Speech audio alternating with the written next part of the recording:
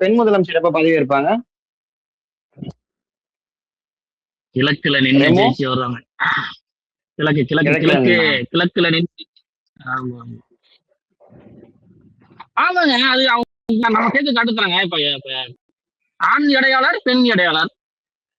ஆண் ஆண் அப்புறம் வேற எங்க ஆண் பெண் என்ன சொன்னாங்க. அப்ப இங்கேயே 2 பேர் இருந்தா தான் சாத்தியமா இருக்கும். அதுதான் சம உரிமை.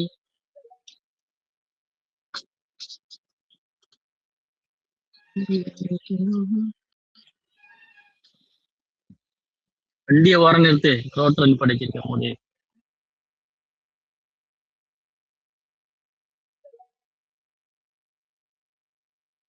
என்னங்க எல்லாரும் அமைதியா இருக்கீங்க? அந்த மனுஷன் பாவங்க, முன்னாள் முதலமைச்சர் ஒரு வணக்கத்தை வச்சுட்டு அங்கிருந்து அந்த டிவிக்கு ஒரே ஒரு நாய் கூட வணக்கம் வைக்கலங்க. ஒருத்தம் கூட வணக்கம் வைக்கலங்க. அவர் வேற அந்த பேப்பர் வேற கீழே போட்டு அவர் வணக்கம் வச்சாரு. அந்த பேப்பர் வேற கீழே போட்டு திரும்ப எடுத்துட்டு திரும்ப நிமிந்து பாக்குறாரு. அப்பயாவது பார்த்துட்டு வணக்கம் வச்சிடலாம். ஒரு வணக்கம் ஏன்னா வச்சாங்களா? அதை மட்டும் பேச மாட்டான்னு நம்மளால வணக்கம் வைக்கல, இதையதான் பேசிட்டு வராங்க, எடுத்துட்டு வராங்களே தவிர தூக்கிட்டு வராங்களே தவிர அதை பத்தி எவனுமே பேச மாட்டான். அப்படியே மூடி மறைச்சிடறாங்க அந்த செய்தியை. அதுதாங்க அவங்க ரூட் மாஃபியாவோட கால்குலேஷன் அதுதாங்க. அதைதான் கொண்டு போறாங்க. அட்மினிஸ்ட்ரேட்டர்ஸ் அப்படின்னு சொன்னா முன்னாடி ஒரு பயம் இருக்கும். இந்த 5 வருஷத்துல அட்மினிஸ்ட்ரேட்டர்ஸ் அப்படிங்கிற ஒரு ஃபீல் யாருக்காவது இருந்துச்சா? ஒரு பயம்ன்ற ஒரு துணி இருந்துச்சா யாருக்காச்சும்? இந்த 5 வருஷத்துல மறுபடியும் பார்ப்போம் நம்ம அதை.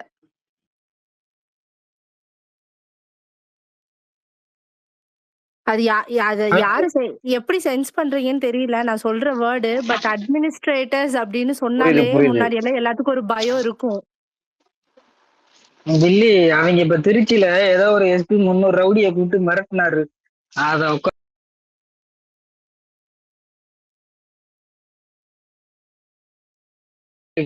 புது அரசாங்கம் நீங்க நினைக்கிற மாதிரிலாம் ஆட முடியாது சொல்லி ஏதோ ஒரு திருச்சியில வந்துட்டு போட்டிருக்காங்க. அது பழசா ஃபேக்கா என்னன்னே தெரியல. அதை எடுத்து அனுப்பிச்சுக்கிட்டு திருச்சியில வந்துட்டு ஒரு எஸ்பி வந்துட்டு ரவுடி எல்லாம் கூப்பிட்டு நீங்க நினைக்கிற முன்ன மாதிரிலாம் நீங்க ஆட முடியாது, கவர்மெண்ட் மாறிடுச்சு அப்படின்னு சொல்லி பேசிக்கிட்டு இருக்காப்ல ஒரு கிரவுண்ட்ல. ஏதோ ஒரு வீடியோவா பழைய வீடியோவா டவுட் ஆகுது எனக்கு. அந்த வீடியோ எனக்கும் வந்துச்சு. எனக்கும் ஒரு டிவிக்கு அனுப்பிச்சு வச்சான். எனக்கும் அது வந்துச்சு.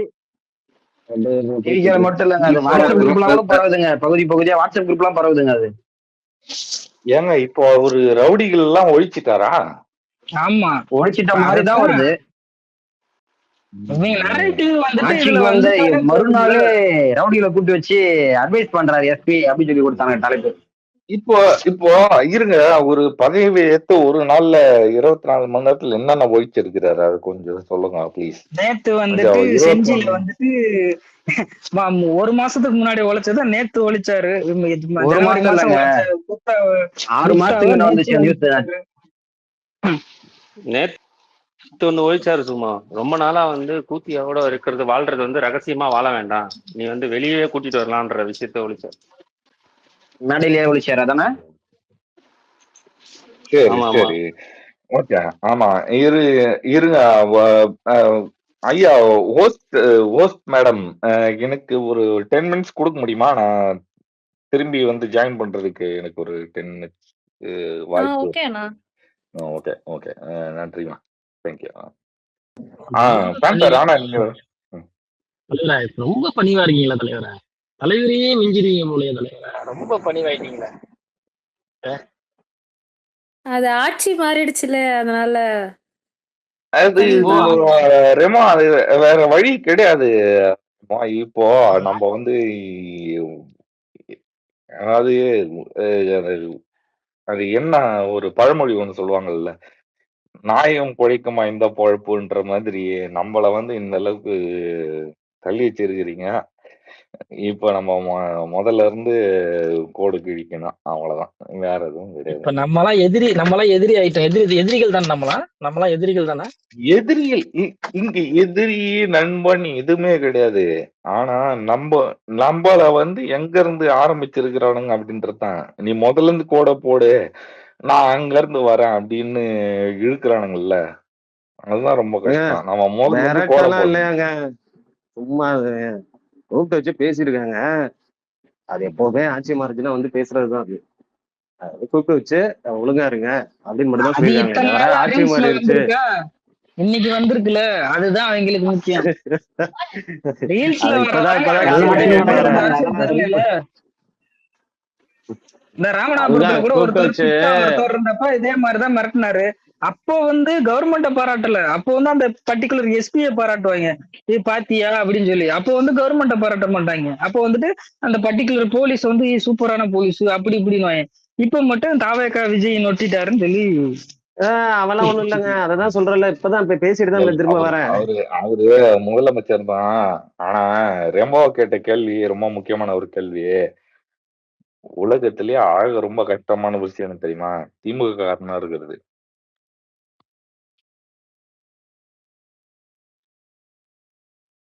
நம்மளை ஆரம்பத்துல இருந்து தூக்கின்னு வந்து நிறுத்தி வச்சிருக்கிறான்ல. ஐயோ ரெமோ, சொல்லுங்க இந்த சொல்லுங்க, இது இருக்கேன். அதுதான். நம்ம எங்க இருந்து ஆரம்பிச்சோம், எங்க வந்து நின்னோம் அப்படின்னு இன்ன வரைக்கும் யாருக்காவது தெரியுமா?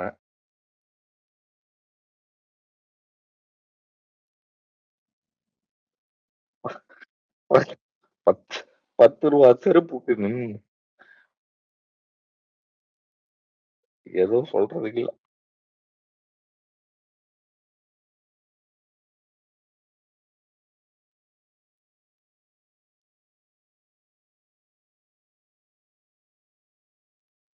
கையெல்லாம் தூக்காதீங்க, பேசுங்க மூர்த்தி. இப்போ நான் என்னோட எக்ஸ்பீரியன்ஸை சொல்லிடுறேங்க. சரிங்களா? இது வந்துட்டு ஒரு செட்பேக் தான். ஒரு எக்ஸ்பீரியன்ஸ் சொல்றேன், அது உங்களுக்கு ஹெல்ப் ஆகுமான்னு பாருங்க. இந்த 2G கேஸ் வந்துச்சு இல்லைங்களா, 2010 அந்த ரேஞ்சில் தான் பெரிய லெவலில் அது எக்ஸ்ப்ளோர்ட் ஆச்சு. அப்போ நான் என்னோட 20s எண்டில் இருந்தேன். பெங்களூர்ல வேலை பார்த்துட்டு இருந்தேன். அப்போ 2009, 10, 11 3 வருஷமும் நான் வந்துட்டு பெங்களூர்ல இருந்து ஆஃபீஸ் விஷயமா நார்த்துக்கு டிராவல் பண்ணிட்டே இருப்பேன். தேராதூன், நைனிதால் இருக்கு இல்லைங்களா, அங்க பீம்தால்னு ஒன்று இருக்கும், அந்த இடம், அப்புறம் சண்டிகர், இது 3 இடம், அப்புறம் டெல்லி, இந்த 4 இடத்துக்கும் ரொம்ப ஃப்ரீக்வெண்டா போயிட்டே இருப்பேன். அப்போ இது நீங்க உங்களுக்கு தெரியும், அந்த அந்த 2G கேஸ் வந்துட்டு வந்தப்போ இந்தியா ஃபுல்லா அது எத்தனை சைஃபர் இருக்குங்கிற மாதிரி டெய்லியும் பேப்பர்ல நியூஸ் வந்துட்டு இருந்த ஒரு ஒரு சுச்சுவேஷன் ஆக்சுவலா.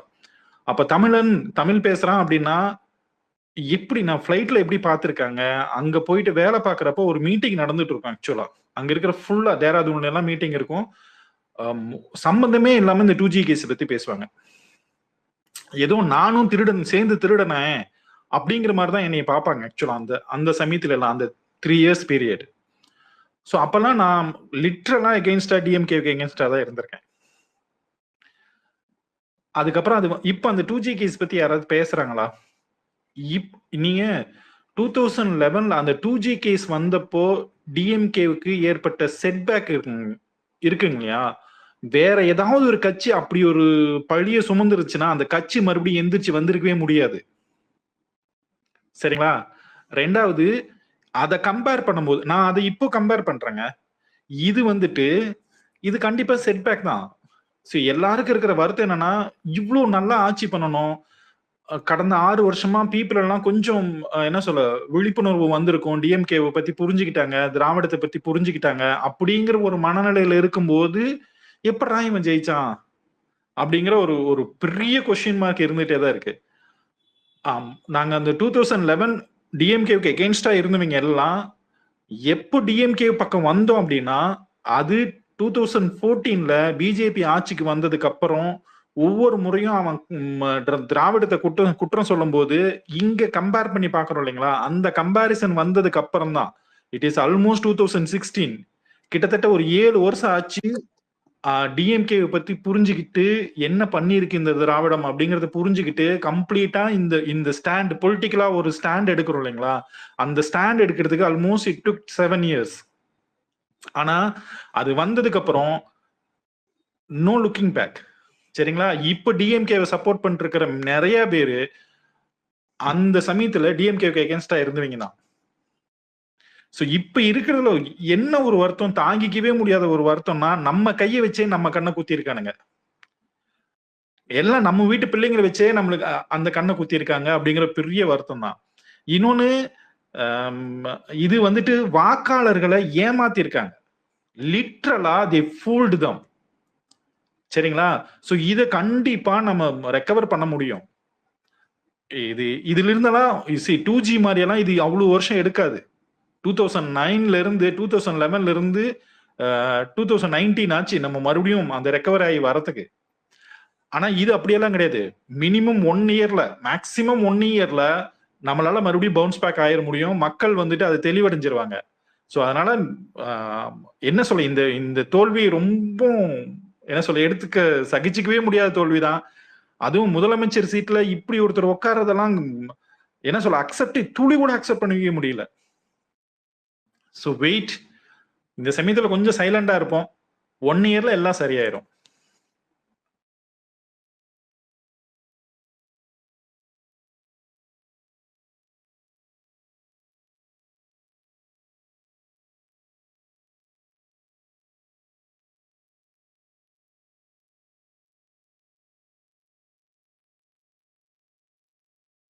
என்ன ஹோஸ்ட் 2 கோ ஹோஸ்ட் என்ன அமைதியா இருக்கு? சரி, நீங்க ஏதாவது கொண்டு வருவீங்க தான் கொண்டுக்கிறோம். ஒண்ணும் இல்ல. என்ன 107 தொகுதியில தான் வேற மாற்றத்தை விரும்பி இருக்காங்க. பாக்கி 127 தொகுதியில விரும்பல. இதுல ஒண்ணும் பெரிய, அவர் சொன்ன மாதிரி 1 வருஷத்துல வரும். இதுல அந்த 1 வருஷத்துல இவங்க வண்டவாளம் தண்டவாளம்லாம் வெளில வந்துடும். இப்பவே ஸ்டார்ட் ஆயிடுச்சு. அங்கங்க அடிக்கிறது, உதைக்கிறது, அது இதுன்னு ஸ்டார்ட் ஆயிடுச்சு. இதுல இருந்து இதை பிடிச்சிக்கு, இந்த மைலேஜை பிடிச்சிக்கிட்டு அப்படியே போய்கிட்டே இருந்தோம்னு வச்சுங்களேன், இவங்களை உட்காந்து டாப் ஏறிடலாம். ஒன்றும் பெரிய விஷயம் இல்லை. இது 2029ல பாருங்க எதிரொலிக்கும். வேலை சிறப்பா செய்யணும். வேற சரி ஒண்ணும் சொல்ல பிரபு, முடியாது. இப்ப வந்து திருச்சியில வந்து செல்வியா செல்வனா? செல்வன் கன்ஃபார்மா? கன்ஃபார்ம். அப்ப செல்வி செல்வி இப்ப கொண்டு வர மாட்டாங்க. செல்வி மேரேஜுக்கு அப்புறம் தான். மேரேஜுக்கு அப்புறம் டைரக்டா கொண்டு வந்துருவாங்க. இப்பெல்லாம் கொண்டு வருவாங்கன்னு சொல்றீங்க, கரெக்டா? வருவாங்க. என்னங்க அது எப்படிங்க? ஏங்க ஒரு என்னதான் வந்து என்னதான் ஒரு இதா இருக்கட்டும், ஒரு ஒரு ஒரு ஒரு பதவி இருக்கிறோம், வெறுப்பு துருப்பு எல்லாருக்குமே இருக்கதான். ஒரு பதவி இருக்கிறோம், அந்த இடத்துல தன் மனைவியை விட்டுருங்க, தன் 2 பிள்ளைகள் இருக்கு இல்லையா, அதை யோசிச்சிருக்கணும்ல. என்ன எதையுமே இல்லாம எல்லாருமே ஒரு விஷயம் சொல்றாங்க. இது ஒரு விஷயம் சொல்றாங்க, அது உண்மைதான் நிரூபிக்கிற மாதிரி ஒரு இடத்துல வேற ஒருத்தவங்களை கொண்டு வந்து உட்கார வைக்கிறீங்க. என்னங்க அந்த மனைவியோட மனநிலை எப்படி இருந்திருக்கும்? அந்த 2 பிள்ளைங்களோட நீங்க மனைவி கூட ரேமா, எனக்கு இந்த ஒரு கேள்வி இருக்குது. நீங்க வாழ்க்கையில வந்து ஒரு மிகப்பெரிய ஒரு விஷயத்த அச்சீவ் பண்றீங்க, அப்ப யார கூப்பிடுங்க? அதான் தலைவரா, எனக்கு அந்த இதுல எனக்கு என்னுடைய தாய் தந்தையர்களை கூப்பிடுவேன், என்னுடைய மனைவிகள் இருக்கலாம், என்னுடைய பிள்ளைகளை கூப்பிடுவேன். ஏன்னா அவங்க அதுல சந்தோஷப்படுவாங்கல்ல. இப்ப நான் ஒரு இடத்துல ஏறி நின்று நான் ஸ்கூல் படிக்கும் போதே ஸ்கூல்ல என்னுடைய மகன் இருக்கான். என்னுடைய மகன் போய் ஒரு ஸ்பீச் ஒண்ணு, அதாவது நான்லாம் பார்த்து படிப்பேன், அவன் பார்க்காமலே ஒரு 10 நிமிஷம் ஒரு ஸ்பீச் பண்ணிட்டு 2 பிரைஸ், ஃபர்ஸ்ட் பிரைஸ் 2 கப் வாங்குறான். அது நான் பார்க்கும்போது அது எனக்கு ஒரு சந்தோஷம், எனக்கு ஒரு ஆனந்தம். அதே மாதிரி நான் மேடையில ஏறி ஏதாவது ஒண்ணு செய்யும் போது என் மனைவிகளோ, என் பிள்ளைகளோ, என் தாய்களோ, தந்தையரோ, சகோதரோ எல்லாருமே இருக்கணும். ஆனா என்ன சொல்றான், 1000 முரண்பாடு இருக்கட்டும், டைவர்ஸ் கேஸாவே இருந்துட்டு போகுது. பிள்ளைகள் என்ன பண்ணுச்சு? அந்த 2 பிள்ளைகளுக்காவது அதை எவனாவது பேசுறானா? எப்பனாவது ஒரு தற்குறிங்க எப்பனாவது கேக்குறான், கேட்டு உட்கார்ந்துக்கிட்டு முட்டு கொடுத்துக்கிட்டு திருச்சியில நிப்பாங்கிறாங்க. இது பேசாம நீங்க கூட்டி கொடுத்துட்டு போயிடலாம்ங்கிற மாதிரி இருக்கு. சொல்லுங்க.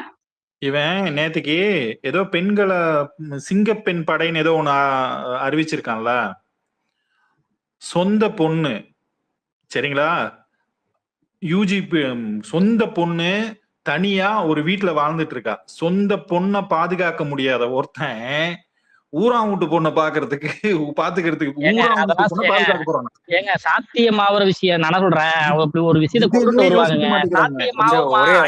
ஒரே நிமிஷம் சும்மா ஏதோ ஆரம்பிச்சார்ல, முடிச்சுட்டோம் இருங்க. சும்மா ஐயா சொல்லுங்க. சாரி, நீங்க ஏதோ ஆரம்பிச்சீங்களா? ரெமோட்ட கேட்டீங்களா? ஐயா எல்லாம் சொல்லாதீங்க. என்ன ப்ரோ, ஐயா சொல்லாதீங்க ப்ரோ. அட ரெமோ எதுக்கு ஐயாட கூப்பிட போற?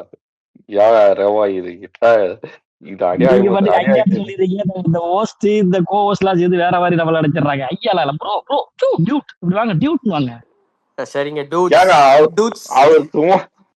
சும்மாவை பார்த்துதாங்க ரெமோனே ஆரம்பிச்சாரு. நீங்க வேற. சரி, சும்மா முடிச்சிருங்க. ஆரம்பிச்சிங்களா ஒண்ணு அதை முடிச்சிடலாம். அதுக்கு அதை தொடர்ந்து இன்னொரு கேள்வி இருக்கு. இப்ப வந்து நேத்து ஊடகங்கள்ல வந்து சில ஊடகங்கள் வந்து த்ரிஷா வந்து செல்வின்னு அட்ரஸ் பண்ணாங்கல்ல, அது எந்த இதுல அட்ரஸ் பண்ணாங்க? பிளஸ் வந்து இவங்க வரைக்கும் எதுக்கு கான்வாய் வந்து வந்துச்சு?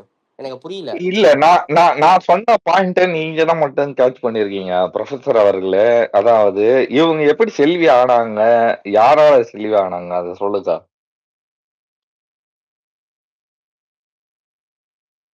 இல்ல அந்த செல்வின்ற பேர் வந்து சரி ஜெயலலிதா கூப்பிட்டீங்க, ஓகே. இவங்களுக்கு எதுக்கு? பிளஸ் வந்து சரி நீ வந்து சிஎம்க்கு தங்கையாரு, ஃப்ரெண்டாரு, சாரி நண்பியாருங்க, எது வேற இருந்துட்டு போங்க. சிஎம்க்கு கொடுக்கப்பட வேண்டிய கான்வாய்ஸ் எதுக்கு செல்விக்கு கொடுக்கப்பட்டது? பிளஸ் செல்வின்ற அந்த பேர் வந்து எதுக்கு ஊடகத்துல வந்து புகுத்தப்படுது? இப்ப இல்ல ப்ரொஃபசர் அவர்களே, இப்போ சீரியஸாவே யாரு சிஎம் சொல்லுங்க. அது சிஎம்ன்றதை கேட்கணும். யாருதான் சிஎம் அது சொல்லுங்க. அதான் தெரியல. யாரு சிஎம்னு கேக்குறாங்க, அதை சிஎம் கிட்டே கேட்கணும்னா எப்படிங்க ரிமோ? இதான் நியாயமா நீங்க சொல்ற பதில? ஏங்க நான் எங்க பேசுறேன்? கோவஸ்ட் பேசிட்டு இருக்க அவ்வளவு எல்லாரும் என்ன தான் தேடுறீங்க? ஏங்க சும்மா இருக்கிறவன எங்க கையை பிடிச்சி இழுக்கிறீங்க? அவருக்கு பேசிட்டு ரெமோ நீங்க கரெக்டா ஒரு பதில் சொல்லுங்க. யாரு சிஎம் சொல்லுங்க. சிஎம் ஆக்டர் விஜய் தான் சொல்லிக்கிறாங்க. சரியா தெரியல தலைவரே, நான் இன்னும் உலக செய்தி இன்னும் பார்க்கல. சரி ஓகே. இப்போ ரேமா உங்ககிட்ட இன்னொரு முக்கியமான ஒரு கேள்வி கேக்குறேன்.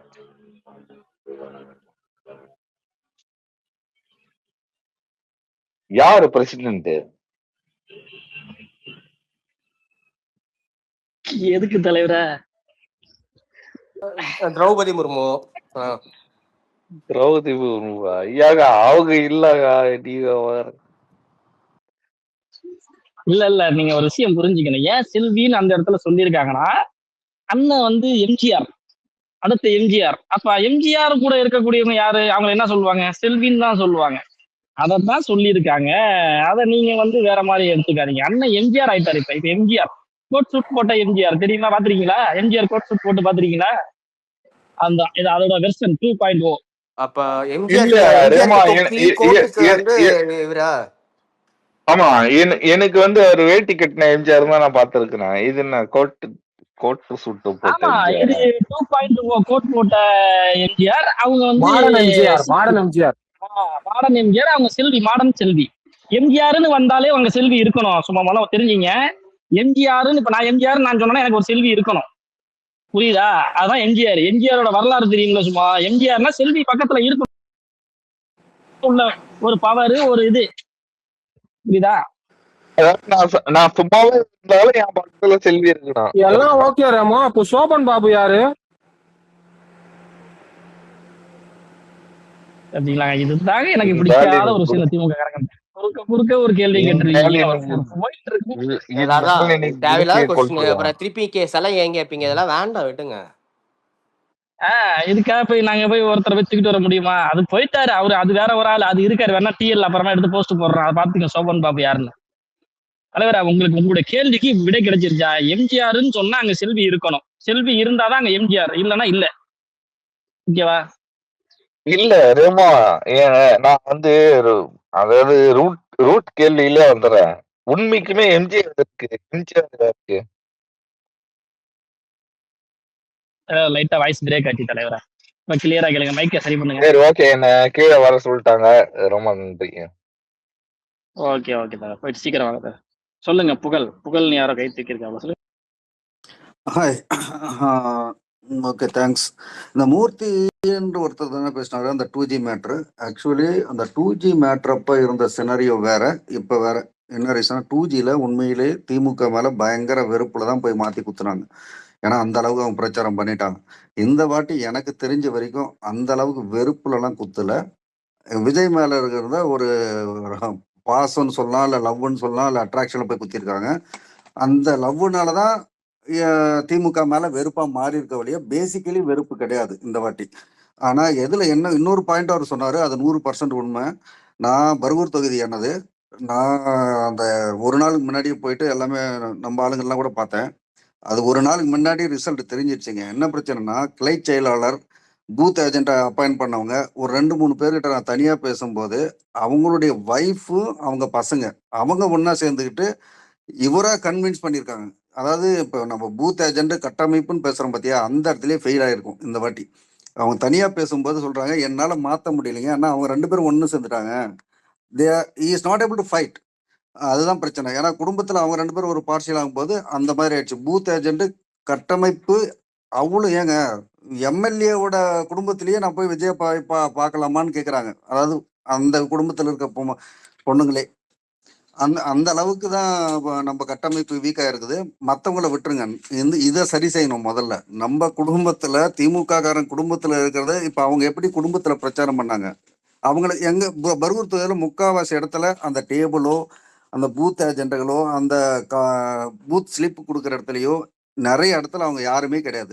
நம்ம திமுக அதிமுக பூத் ஸ்லிப் வாங்கிட்டு போய் டிவிக்காக குத்திருக்காங்க பொண்ணுங்க அந்த யூத். அவங்களுக்கு பூத் ஸ்லிப் கொடுக்கறதா ஆள் இல்லை. ஆனா நம்ம ஆளுங்களே கணிக்கல. என்ன சொன்னாங்கன்னா, ஒரு 650 ஓட்டு இருக்கிற ஒரு பூத்துல ஒரு 100 விழுந்திருக்கும் அப்படின்றாங்க. ஒரு 1000 இருக்கிற பூத்துலயும் போய் கேட்டா ஒரு 150 விழுந்திருக்குங்க, அதுக்கு மேல இல்லைங்க அப்படின்னா அவங்களால கணிக்க முடியல.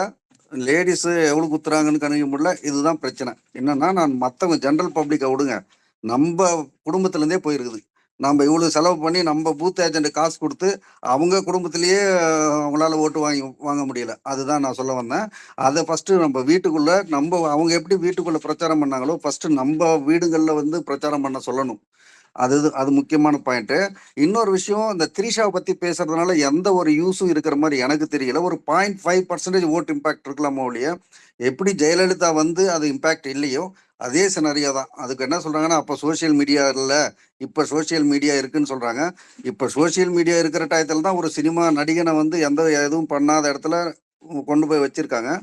திரிஷாவுடைய மேட்டர்ல நீங்க பாத்தீங்கன்னா அவங்களுடைய ரசிகர்களே பாருங்க, அதாவது மோஸ்ட் ஆஃப் த ஃபேன்ஸ் ஆம்பளை பசங்க அண்ணின்னு சொல்லி ஒத்துக்கிட்டாங்க. அங்க போய் கமெண்ட் போடுறாங்க, அண்ணி அண்ணின்னு அவளுடைய எல்லா ட்வீட்டுக்கும் போடுறாங்க. ஆனா ஒரே ஒரு பொன் ரசிகர் கூட, பொம்பளை ரசிகர் கூட ஒத்துக்கல. நான் சொல்றது கொஞ்சம் எஜுகேட்டட் அந்த லெவல்ல இருக்கிறவங்க. அவங்க வந்து ஒத்துக்கல, அவங்க திட்டுறாங்க. ஆனா அதுக்கு என்ன ரீசனா, ஜெலஸ். ஓகே, அவன் ஜெலஸ்ல தான் திட்டுறாங்க. ஆனா அதையே திரிஷா வந்தா ஓட்டு போட மாட்டாங்களான்னு கேட்டா ஓட்டு போட்டுருவாங்க. ஓகே, அதனால வந்து திரிஷா மேட்டர் ஃபோக்கஸ் பண்றது என்னுடைய கருத்து. இது தப்பா கூட இருக்கலாம். அதனால அவனுக்கு பெரிய இம்பாக்டே இல்லை. அதுல 1%, அது சில பேர் அந்த எத்திக்கல் மேட்டர்ல 1% போனவங்க அப்பயே போயிட்டாங்க முன்னாடியே. அந்த திரிஷாவும் அவனும் ஸ்டேஜ் ஏறும்போதே பிடிக்காதவங்க, எனக்கு தெரிஞ்ச ஒரு 1 or 2 கேர்ள்ஸ் வந்து மேரிட் கேர்ள்ஸ், அவங்களே கூட அது பின்னாடி ஆயிட்டாங்க. ஆனா அவங்க ஹார்ட்கோர் ஃபேன்ஸ் கிடையாது. அதுதான் நிலைமை. இந்த வாட்டி எனக்கு ஒரே ஒரு ஆச்சரியங்க, இந்த சலூன் ஓட்டே போயிடுச்சுங்க. ஒவ்வொரு சலூன்லயும் போய் கேட்கிறேன், அது ஊரா இருக்கட்டும் சென்னையா இருக்கட்டும், சலூன்ல இருக்கிற யூத், அதாவது அந்த ஒரு 45 வயசு உள்ளவன்லாம் டிவிக்கே போட்டிருக்கான். இதெல்லாம் எப்பயுமே பர்மனண்டான டிஎம்கே ஓட்ஸ். எனக்கு அதெல்லாம் ஒண்ணுமே ப்ரிடிக்டே பண்ண முடியல. எனக்கு சென்னையில ஸ்வீப்புன்னு நான் முன்னாடியே எனக்கு தெரியுங்க. நான் சென்னையில் தான் இருக்கிறேன் இப்போ. ஓட்டு போடுறதுக்கு தான் பர்கூர் போனேன். நான் இப்போ இதுல இருக்கேன், வேளச்சேரி தொகுதியில. எனக்கு இல்லை சோழிங்கநல்லூர் தொகுதி என்னது. நான் அதுக்கு முன்னாடியே கணிச்சிட்டேன், ஒரு 7-8 தொகுதி போயிடுன்னு கணிச்சிட்டேன். ஏன்னா நான் சும்மா ஒரு கார் எடுத்துட்டு ஒவ்வொரு இடத்துல நிப்பாட்டி பேசுவேன். எனக்கு அப்பயே எனக்கு அதுக்கப்புறம் கேட்கறதே பிடிக்கலைங்க. என்னுடைய அப்பார்ட்மெண்ட், நான் இருக்கிற அப்பார்ட்மெண்ட் 1500 வீடு இருக்கு. இங்க இருக்கிறது most of the people Brahmins. அந்த பிராமின்ஸ் எல்லாருமே பிஜேபியை விட்டுட்டு, போன எலெக்ஷன்ல பிஜேபிக்கு வந்து வீடு வீட கேம்பெயின் பண்ணாங்க. இந்த வாட்டி அவங்க வந்து டிவிக்கே கேம்பெயின் பண்றாங்க, அதாவது உள்ள அப்பார்ட்மெண்ட்டுக்குள்ள. அது ஒரு சேஞ்ச் பார்த்தேன். அதுக்கப்புறமா ஒரு 200 மேடுக்கு மேல இருக்காங்க. டீ டைம்ல அப்படி கீழே இறங்கி போனா எனி டைம் டிவிக்கு பத்தி தான் பேசுறாங்க. அவங்ககிட்ட எல்லார்ட்டையும் கேட்டுட்டேன். அப்படின்னா ஒரு 3 கும்பல் கிட்ட கேட்டிருப்பேன். அந்த 1000 ரூபாய் வாங்கியிருக்காங்க, 3000 ரூபாய் வாங்கியிருக்காங்க, 5000 ரூபாய் வாங்கியிருக்காங்க. அது எப்படி நியூட்ரலைஸ் பண்ணிட்டாங்கன்னா, அவங்க வீட்டுல இருக்கிற விஜய் ஃபேன்ஸ் எல்லாம் என்ன சொல்றாங்க, இது வந்து இவங்க வந்து டிஃபெண்ட் பண்ணியிருக்காங்க, இல்லப்பா அவங்க நல்லவங்க தானே. பட் அவங்க எப்படி கன்வின்ஸ் பண்ணிட்டாங்கன்னா, இது கவர்மெண்ட் காசு, இது நம்ம காசு, அவங்க என்ன கொடுக்கறது, அதுக்கு அது நம்ம அண்ணா வந்தா இதை விட அதிகமா கொடுப்பாரு அப்படின்னு சொல்லி இது பண்ணியிருக்காங்க. ஸோ இதுல 2 டைப்பா போட்ட ஷார்ட்டா முடிக்கணும்னா, அந்த ஃபேன்ஸ் குடும்பத்துல இருந்து பிரச்சாரம் பண்ணி, அந்த குழந்தைங்க பிரச்சாரம் பண்ணி நிறைய போயிருக்கு. அந்த ஓட்ஸை மாற்ற முடியுமான்னு எனக்கு டவுட்டு. ஆனா இதுல இன்னொரு செட் ஆஃப் இது இருக்கு. இவங்க சொல்லி, அதாவது சில பேரை வந்து ஃபேன்ஸ் இல்லாம இருப்பாங்க, பட் அவங்க வந்து விஜய் அண்ணன் வந்தா அவளும் பண்ணுவாரு, 2500 கொடுப்பாரு. அது கொஞ்சமான போர்ஷன் தான். பட் அதை வந்து நம்ம திரும்ப மாத்தலாம், இவன் எதுவும் பண்ணாம இருந்தா. பட் எப்படி இருந்தாலும் என்னுடைய கணக்குப்படி ஒரு 25% ஓட்டு அப்படின்றது அவனுக்கு ஃபிக்ஸ்ட் ஆயிடுச்சு. ஓகேவா? So we have to fight from remaining அந்த 75% ஆஃப் த ஓட்டு தான். அவங்க பண்ற அதே மாதிரி நம்ம வீட்டு பிரச்சாரம் பண்ணலைன்னா வேலைக்கே ஆகாது. என்னன்னா நம்ம திமுக தொண்டர்கள் வீடு வீடா போய் நம்ம ஓட்டு கேட்கறோம். ஆனா அவங்க வீட்டுக்குள்ளேயே ஓட்டு கேட்கறாங்க. இதை வந்து எப்படி முறியடிக்கணும்ன்றது தான். ஆனா சோசியல் மீடியா மெயின் ரீசன். நான் அதை டினை பண்ணல. ஊர்ல எல்லாம் எந்த சோசியல் மீடியாங்க, ஊர்லயே இன்ஸ்டா பாக்குறாங்க, அவங்க பசங்க பாக்குறாங்க.